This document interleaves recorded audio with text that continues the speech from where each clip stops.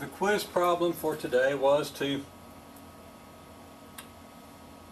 find the model AB to the t, y equals AB to the t for the following y versus t data, 8, 12, 15, 9. At least this was one version of the quiz. There were different numbers on different quizzes.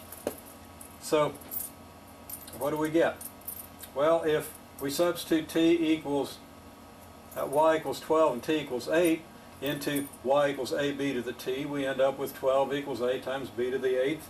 And substituting 15, 9, we end up with 9 equals a times b to the 15th.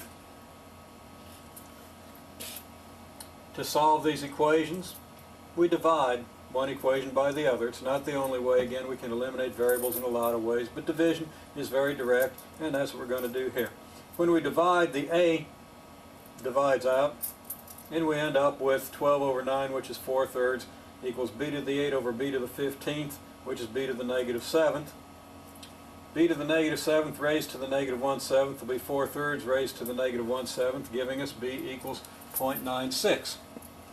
At this point, our model becomes, our first equation becomes 12 equals a times b to the 8th, which is a times 0.96 to the 8th. We can divide both sides by 0.96 to the 8th, and we get a is 12 over 0.96 to the 8th, or 16.6. So we get y approximately equal to 16.6 times 0.96 raised to the x. Then we were to determine the value of y for x equals 30 and the value of x at which y equals 100. So if x equals 30, we have a very straightforward substitution. We just put 30 in for x. Y of x will equal y of 30.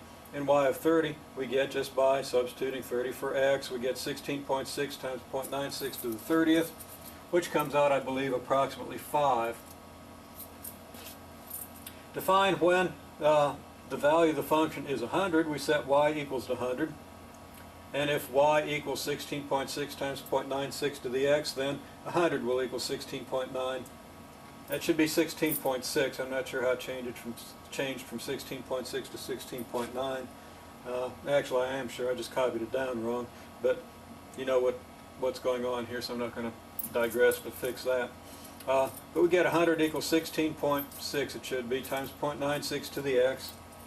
So that 0.96 to the x will be 100 divided by the 16.6, which is approximately 5.9. Now if it's 16.6, it would be a little over 6, which is going to make a little bit of a difference. But the process is what's important here. So we see that we can then just evaluate x by taking the log of both sides here. The 0.96 log of both sides would mean that we have the 0.96 log of this side, and that's going to be log of 5.9 divided by the log of 0.96, etc. And we're going to very easily get our solution.